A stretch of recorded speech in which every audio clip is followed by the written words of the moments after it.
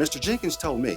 Mr. Jenkins told me. Mr. Jenkins told me that the most important part of my job is to do every furnace safety check the right way. Not the easy way. That's why we check all 5 safety systems. And replace the battery in your smoke alarm. Wow, we checked the expiration date. At $89, we don't make money doing safety checks. But we do make a lot of friends. And if you're a Priority Advantage member, we do it every year for free. We're here to keep your families safe and warm.